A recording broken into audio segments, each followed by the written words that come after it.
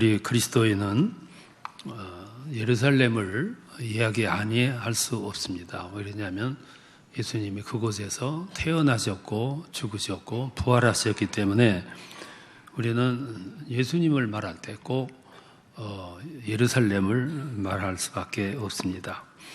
예루살렘은 전체 인구가 그 이스라엘 전체가 8,900만 명이라는데 그 중에서 7,80만 명이 예루살렘에 거주한다고 그렇게 알려져 있습니다. 그리고 예루살렘은 기독교, 유대교, 또 이슬람 서로가 성지라고 말하는 것이 예루살렘입니다. 예루라는 말은 기초라는 뜻이고 살렘이라는 말은 평화라고 하는 뜻입니다. 평화의 도시라는 그런 뜻인데, 근데 예루살렘은 평화가 가장 없는 그런 도시가 되어버렸어요.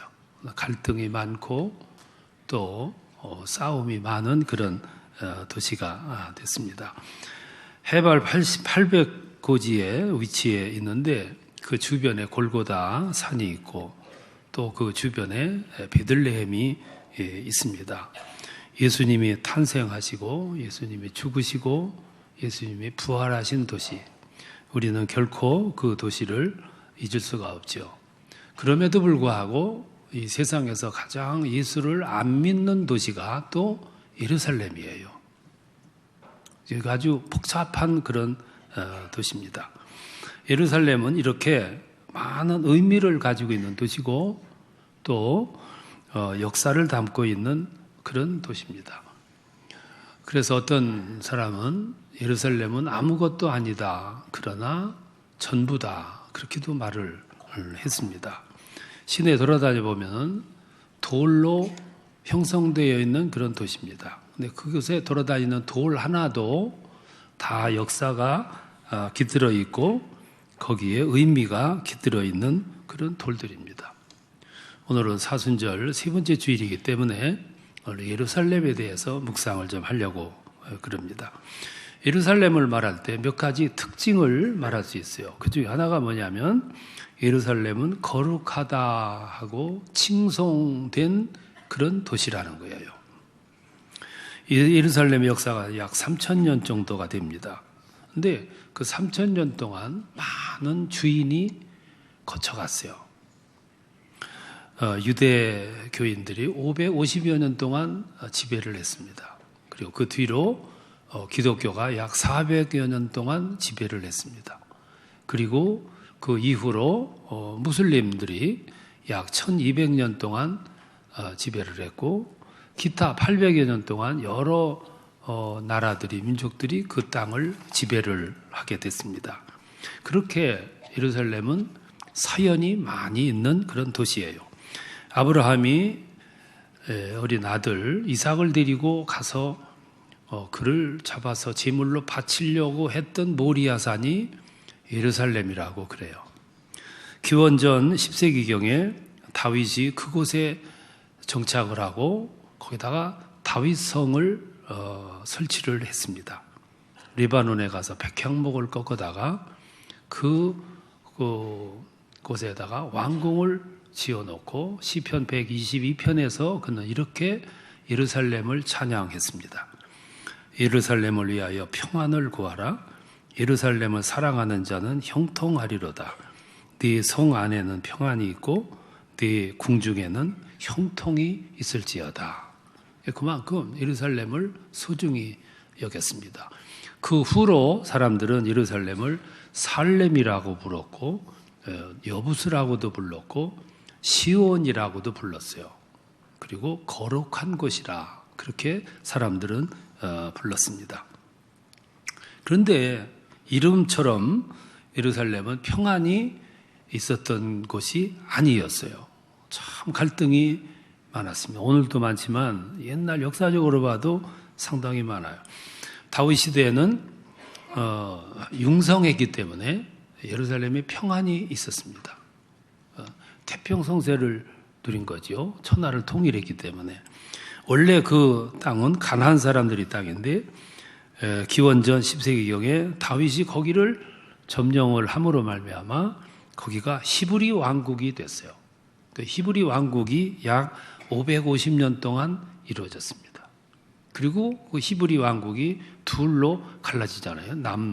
남왕국, 북왕국으로 갈라지면서 그 땅이 바벨론의 점령이 되고 페르시아의 점령이 되고 헬라의 점령이 되고 나중에는 로마의 점령을 당하게 됩니다. 그 로마의 점령을 당한 그때 예수님이 태어나게 되는 거죠.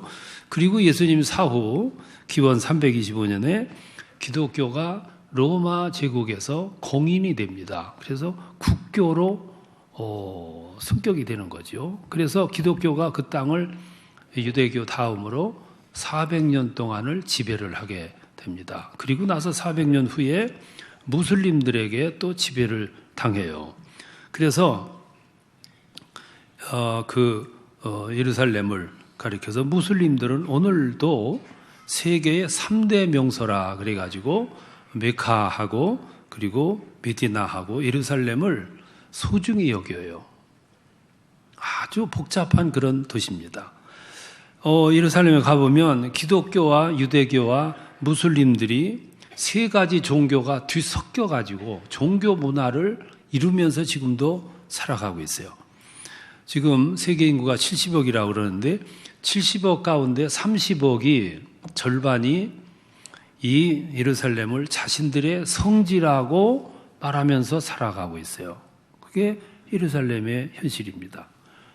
오늘도 예루살렘에 가보면 검은 모자를 쓰고 검은 옷을 입고 수염을 기른 정통 유대인들이 길 걸어 다니고 있어요. 또 하얀 통치마를 입은 기독교 수사들이 활보를 하고 있고 또 머리에 터번을 쓴 무슬림들이 매일 서로가 이렇게 교차하면서 살아가는 거리, 그게 예루살렘이에요. 정통 유대인들이 사는 거리에 가보면 안식일이 시작되면은 모든 차들이 스톱해요. 그 정막이 감돌아요. 유대인들이 안식일을 지키느라고 그 거리를 그렇게 한먹하게 살아가는 거죠. 또 하루에 5번씩 기도회를 갖는 이스라엘 사원에서는 확성기를 통해서 아잔의 소리가 막 들려와요. 해교도에 나라가 보면 요란스럽게 들리잖아요. 하루에 5차례씩 그래요. 그런가 하면 오래된 교회 종탑 위에서는 은은하게 종소리가 또 울려 퍼져요.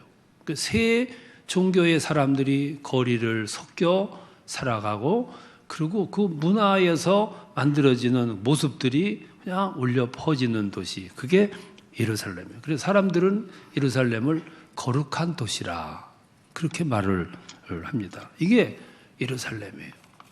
쉽게 말하면 예루살렘은 종교의 도시다 이렇게 말할 수 있어요. 두 번째로 이 예루살렘에서 유대인들은 예수를 잡아 죽였어요. 오늘 예루살렘이 왜 이렇게 유명해졌냐면은 예수께서 낳고 죽임당하고 그곳에서 부활한 도시이기 때문에 그 예루살렘이 이렇게 유명해진 거예요. 지금부터 2000년 전에 유대인들은 예수님을 그 예루살렘 거리에서 비참하게 처형을 했어요. 십자가 처형을 했어요. 광란의 살인극이 벌어졌댔어요. 예수님이 왜 그들을 죽였냐면 이유가 있어요. 성경을 보면 무화과 나무가 말라 죽는 사건이 일어나요. 예수님이 저주를 해서 무화과 나무가 말라 죽습니다.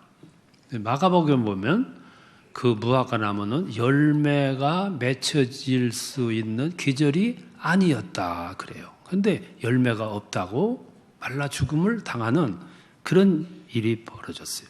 버트랜드 러셀이라는 사람은 열매 맺을 철도 아닌데 열매가 없다고 저주한 그 예수의 인격을 도저히 신뢰할 수가 없어서 나는 그리스도인이 아니다 이렇게 얘기를 했어요. 우리는 이 사건을 그냥 얼핏 보면 이해가 안 되는데 조금 깊이 들여다보면 이 사건은 굉장히 깊은 사연이 들어있어요. 그리고 또 우리들이 깊이 생각하면서 해석하여야 할 신학이 거기 들어있어요. 마태복음 21장에 보면 예수님이 예루살렘에 입성을 합니다. 입성하시던 날 참 환호를 많이 받았어요. 6월절 명절의 때였기 때문에 전국에서 모여든 사람들의 인산인해를 이뤘어요. 그리고 예수님이 예루살렘에 입성하실 때 모든 사람들이 환호했습니다. 군중들이 모여들었어요. 자기들이 옷을 벗어서 길에 깔고 거기를 지나가라고 환호를 했어요. 예수님은 12 제자의 호의를 받아가면서 예루살렘에 당당하게 입성을 해요. 예수님의 33년 인생 가운데 그날이 가장 화려한 날이었어요. 아주 가장 절정을 이루는 그런 날이었어요. 예수님의 제자들은 그런 모습을 보고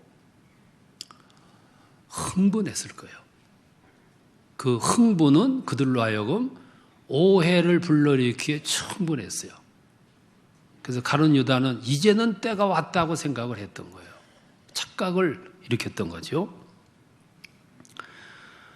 제자들이 그렇게 막 기분이 업되고 흥분하고 백성들이 이제야 비로소 우리들이 기다렸던 메시아, 이 시대를 개혁할 수 있는, 로마로부터 해방시킬 수 있는 유일한 대안이라고 생각했기 때문에 모여들어서 모두 흥분하고 있을 때 초긴장한 사람들이 있습니다. 그게 헤롯이고 빌라도이고 제자들이요, 제사장들. 그들은 초긴장했을 거예요. 두려움이 엄습했을 거예요. 미래가 아마 암담했겠죠. 10절을 보면 그때 예루살렘의 온 도시가 들끓었다고 표현을 했어요. 그 말은 무슨 말이냐면은 온 백성들이 예수를 메시아로 대망하는 그 열기가, 소망이, 희망이 하늘을 찔렀다 이 말씀입니다. 다음 날 예수님은 예루살렘 성전을 방문합니다. 방문해서 예루살렘 성전을 볼 때 시골 장터와 같은 모습이었어요. 거룩해야 할 성전에 장사꾼들이 모여들고 짐승떼가 모여들고 동전 바꾸는 사람들이 호객 소리, 그 모습을 목격하는 예수님의 모습이 심정이 어떻겠어요? 흥분이 됐겠죠. 말할 수 없는 흥분이 왔을 거예요. 그래서 그 사람들을 내쫓고 뒤집어 엎고 호령했다고 그래요. 하나님의 집을 강도의 소굴로 만들지 말라. 호령하고 다 내쫓았다 그랬어요. 우리는 여기서 서너 가지 정신을 배워요. 이거는 그 시대를 살아가는 신앙인이 가져야 할 정신이에요. 그 중에 하나가 뭐냐면 신앙 정체성을 유지하기 위한 고집이에요.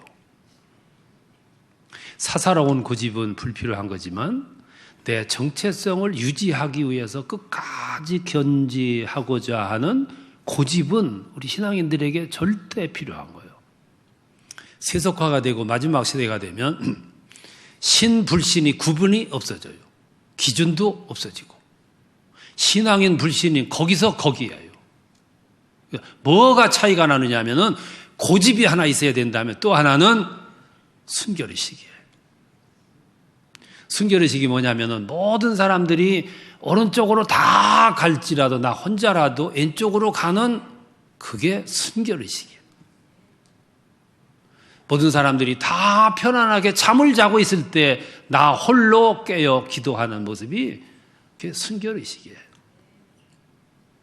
모든 사람들이 세속의 물결에 빠져가지고 흥청거리고 놀러다니고 안식일을 잊어버리고 예배를 잊어버릴 때 나는 가서 그 자리에 서서 예배 드릴 수 있는 이 모습이 순결의식이에요.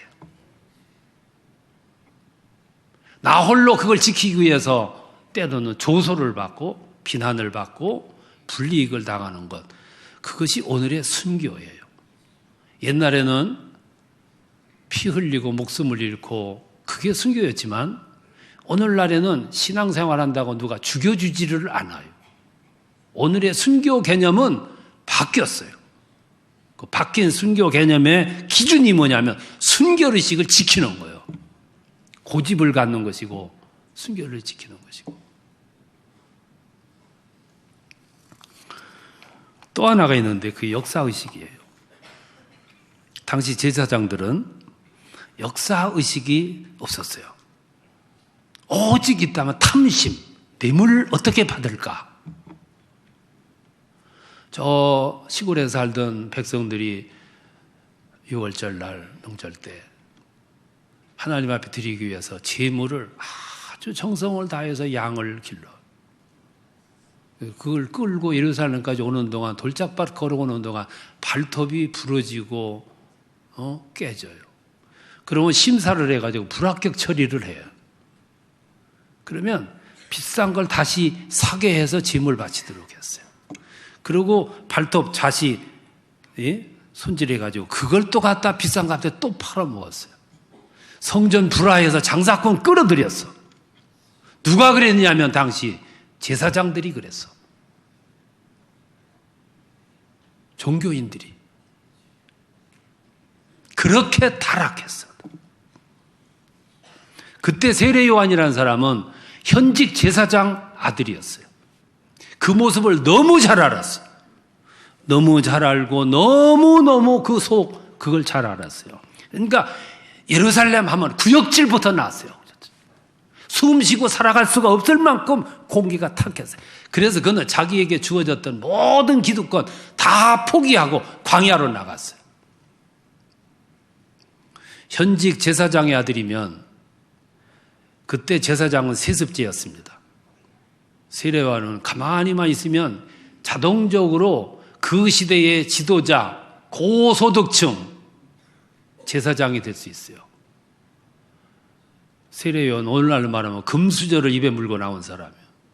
고민 없이 출세할 수 있어요. 그런데 오늘의 상황이 너무너무 타락했어요. 그래서 기득권 다 던져버리고 광야로 나가가지고 야인처럼 살면서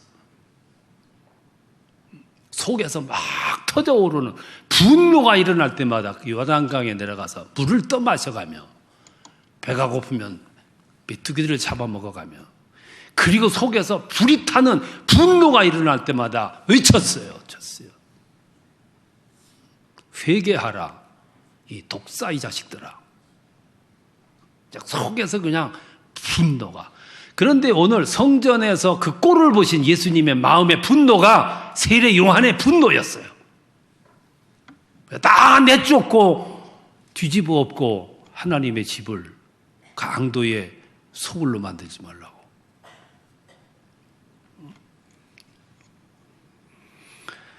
마음 같아가지고는 그 타락된 제사장들 정수리에 벼락을 내려치고 싶었지만 그래도 그들도 하나님의 사람인데 그럴 수가 없으니까 나오다가 무화과 나무를 치신 거예요. 쳐서 말라 죽게 했어요. 무화과 나무는 이스라엘을 상징하는 나무였어요. 무화과 나무가 어느 날 저주받아서 말라 죽었어. 그거는 장차 이 예루살렘이 멸망당하는 심판을 받을 것이다.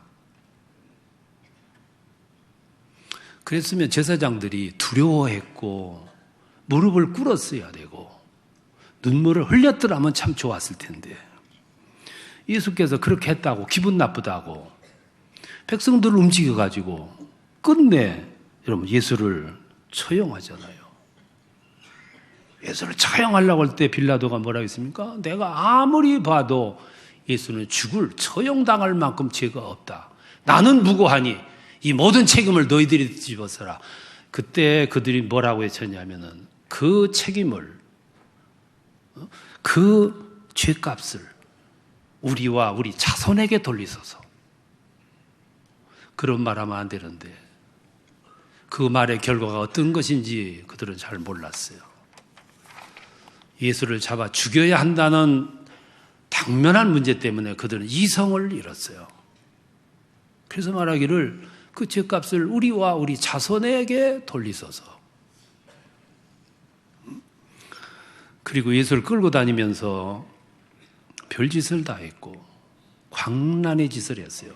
그리고 끝내 예수를 십자가에 달려 죽여버렸어요. 장차 이 도성이 심판받아 멸망받을 것을 미리 안목으로 보신 예수님, 감람산에 올라가 가지고 눈물을 흘리면서 탄식하셨던 말씀이 바로 오늘 읽은 이 말씀이에요.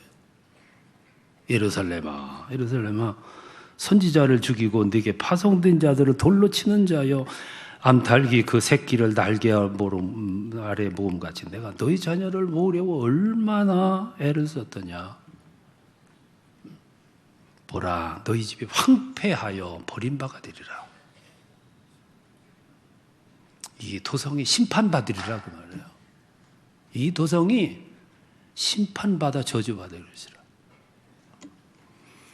그 예언이 현실화된 것이 예수님 사후 40년 후에, 기원 70년도에 로마군에 의해서 예루살렘은 짓밟힙니다. 성전이 파괴됩니다. 백성들은 풍지박산이 돼가지고 여러 나라로 흩어져서 살았습니다. 그 사이에 그 예루살렘은 누가 점령했냐면은 팔레스틴 사람들이 그 후 1200년 동안 사는 거예요. 처참하게 오늘 난민들처럼 세계로 흩어졌던 이 백성들, 그렇게 흩어져 살았지만 꿈에도 1200년 동안 잊지 못한 게 한 가지가 있어요. 그게 예루살렘이에요. 예루살렘은 나의 고향이고, 정신적 고향, 영적 고향이고, 장차 메시아가 오신다는 도성, 꿈에도 잊을 수가 없어요. 그들이 흩어져서 1200년 사는 동안 그 예루살렘 잊었더라면 오늘 유대 민족은 없을 거예요. 끝까지 그걸 기록을 해요. 그러다가 2000년 만에 마침내 예루살렘으로 돌아가요. 회복이 되는 거죠. 1881년에서부터 1932년도까지 5차례에 걸쳐서 세계에 흩어졌던 유대인들이 고국으로 귀환을 해요. 그때 들어간 숫자가 얼마냐면 70만 명이에요. 70만 명이 예루살렘으로 돌아갑니다. 그때 유엔에서는 1945년 5월 14일 날 유대 국가 독립을 결의해줘요. 그리고 이 이스라엘 사람들이 독립을 세계 만방에 선언해버립니다. 그래서 다시 회복이 돼요. 그들이 다시 회복했다는 얘기는 무슨 얘기냐면은 1200년 동안 조용히 살던 팔레스틴 사람들에게는 재앙이었다고 말해요. 편안하게 살았는데 그들이 들어오더니 독립을 선언해버려서 자기들의 삶의 근거지가 없어진 거예요. 그때부터 오늘까지 지금 저렇게 갈등을 겪고 있는 겁니다. 이것이 예루살렘. 예루살렘은 결코 화려하지도 않고 비옥한 것도 아니고 사막과 같은 것이에요. 그런데 그곳에 유대교인, 기독교인, 이슬람교인 70여만 명이 지금도 동거하고 있어요. 언제 테러가 일어날는지 모르는 긴장 속에 살아요. 그래서 어떤 역사가가 말하기를 예루살렘은 광기의 도시다, 미친 도시라고 그랬어요. 여기서 우리는 한 가지 메시지를 받습니다. 그게 뭐냐면 심판이에요. 성경은 심판을 늘 강조합니다. 심판은 오래전에도 있었어요. 어제도 있었고 오늘도 있고 내일도 있고 미래에도 있습니다. 노아의 소돔의 심판, 바벨론의 심판, 아수리의 심판, 헬라의 심판, 로마의 심판. 모든 심판은 끊이질 않아요. 그런데 여기서 공통점이 하나 있어요. 그게 뭐냐면 모든 심판이 있기 전에는 반드시 사전 경고가 주어진다는 거예요. 소돔이 그랬고 노아 때도 그랬고 바벨론 포로 때도 그랬고 로마 때도 그랬고 일본의 히로시마의 폭탄이 떨어질 때도 그랬고, 오늘 본문을 보면 37절에서 예루살렘아 예루살렘아 선지자를 죽이고 네게 파송된 자들을 치는 자여 보라 너희 집이 황폐하여 버려진 바가 되리라. 이게 경고예요. 그 경고를 주고 시간을 얼마 줬냐면 40년을 줬댔어요.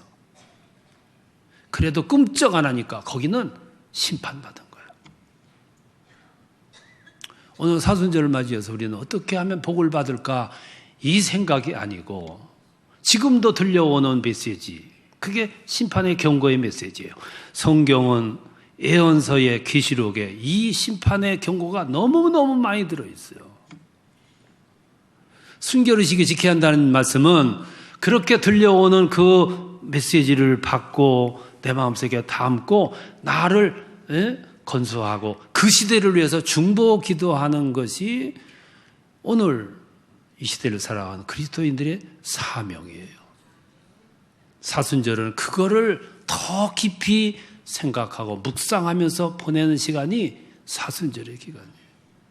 그 시대에 깨어 기도하는 사람이 없으면 소돔 성처럼 되고 마지막에는 예루살렘 성처럼 된다는 거지. 이게 오늘 아침에 우리에게 묵상해 주시는 제목이에요. 여러분들을 통해서 이 세상이 회복이 되고 중보를 통해서 은혜를 입고 하나님의 역사가 계속해서 이 땅에서 이루어지는 그런 역사가 일어나는데 여러분들이 주역이 될 수 있기를 바랍니다. 이게 오늘 아침 우리들이 묵상해야 할 제목이에요. 주의 격려와 위로가 함께 하시기를 축원합니다.